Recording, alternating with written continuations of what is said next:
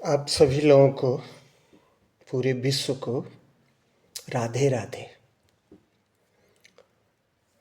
मैं भागवत गीता के अध्याय नंबर 7 का श्लोक नंबर 15, न माम दुष्कृतिन मूढ़ा प्रपद्यन्ते नराधमा माया अपहृता ज्ञानम आसुरम भावम आश्रिता। मेरे को इतना संस्कृत बोलना नहीं आता है, आप लोग मेरे को क्षमा करेंगे। जिसका हिंदी अनुवाद है कि माया के द्वारा जिनका ज्ञान हारा जा चुका है, ऐसे असुर स्वभाव के धारण किए हुए मनुष्य, नीच दूषित कर्म करने वाले मूर्ख मुझको नहीं भजते। अर्थात वे तीनों गुणों, रजगुण ब्रह्मा, सतगुण विष्णु, तम गुण शिव की साधना ही करते रहते हैं। क्योंकि ये जो पूरा संसार है, सभी लोग मंदिर जाते हैं, मुस्लिम भाई हमारे मस्जिद जाते हैं, सिख भाई हमारे गुरुद्वारे जाते हैं और क्रिश्चियन भाई चर्च जाते हैं। हमारे क्रिश्चियन भाई चर्च जाते हैं जहाँ पे यीशु मसीह का फोटो मैंने देखा है। उनको जीते जी किल ठोका गया है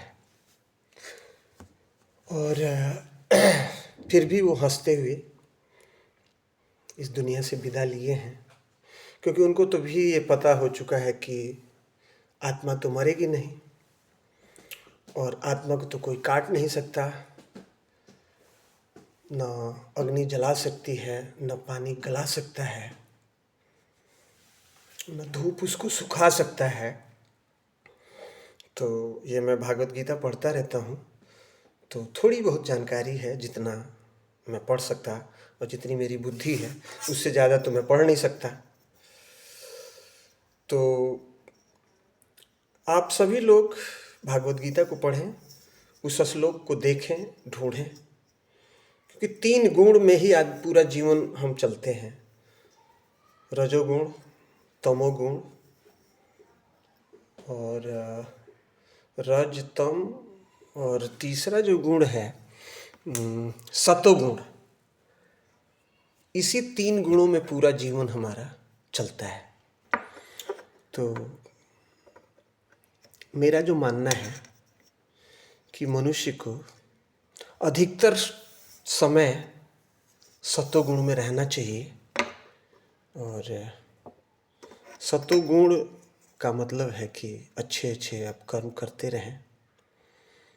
और मैं एक ये भी पढ़ा था कि तपेश्वरी तो राजेश्वरी और राजेश्वरी तो नरकेश्वरी। ज्ञानी लोग तपस्या करके अगला जन्म राजा खानदान में पैदा होते हैं, और राजा खानदान में पैदा होने के बाद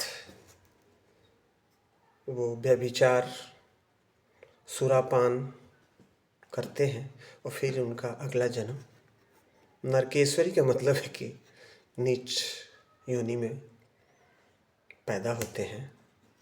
और रिसाइकिल तो चलता ही रहेगा सर, जब तक हम मोक्ष की प्राप्ति नहीं होती है। हम आते रहेंगे और हम जाते रहेंगे, ये सत्य है। मैं जो भी हमारे ज्ञानी लोग हैं, संत लोग हैं, उनसे सुना हूँ कि मनुष्य आता रहता है। सबसे बड़ा जो दुख है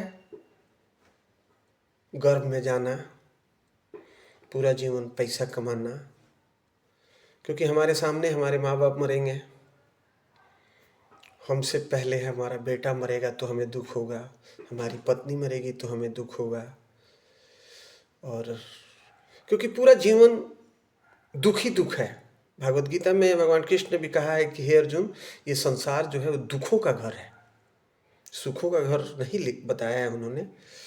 और 4 ही देवता भागवत के अनुसार, हमारे जो शास्त्रों के अनुसार है कि मातृदेवो भव, पितृदेवो भव, अतिथि देवो भव और आचार्य देवो भव।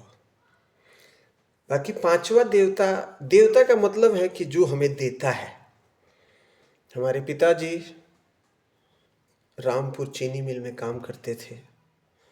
6 महीना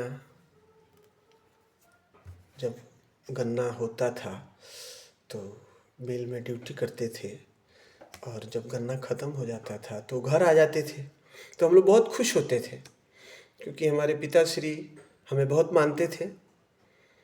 और पिताश्री ने ही मेरे लिए 7-8 कट्ठा जो भी ज़मीन खरीदा, जो कि मैं नहीं खरीद पाया।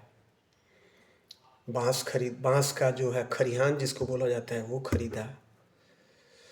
और 1 हफ्ता पहले हमारे पिताश्री बीमार हुए। ये बात बहुत पहले की है। मैं दिल्ली में नौकरी करता था। उस समय फ़ोन था नहीं। लैंडलाइन फ़ोन से हमारे पास पता लगा कि पिताश्री बीमार हैं। तो मैं आया। उनको बीमारी क्या थी कि उनको कुछ भी पचता नहीं था और डायरिया हो गया था। मैं दिल्ली से आया, पिताश्री को देखा कि पिताश्री जर्जर हो गए हैं और हमारी माताजी उनको स्नान करा रही हैं।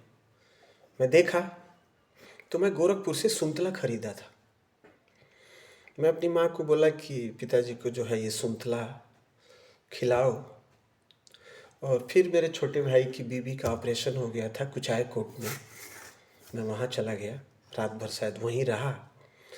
और दूसरे दिन मैं सोचा कि पिताजी को डॉक्टर से दिखाते हैं, लेकिन पिताश्री हमारे वो संतला खा के ठीक हो गए। और 10 दिन के बाद मेरे को पता लगा कि पिताश्री हमारे कोमा में चले गए हैं। और अंतिम मैं उनका दर्शन नहीं कर पाया। उनके मरने के 1 दिन के बाद मैं दिल्ली से घर पहुंचा। हमारी माताजी ने बोला कि बाबू जाके जहाँ पे उनको जलाया गया था वहाँ एक मिट्टी डाल के आओ। मैं गया, डाल के आया। और जो भी है, तो जीवन तो यही है सर कि पूरा जीवन दुख ही दुख है, सुख तो है नहीं संसार में। सुख रहित ये संसार है, ये भगवत गीता कहती है। और मैं गीता को ही पढ़ता हूँ। तो सभी लोगों को राधे राधे।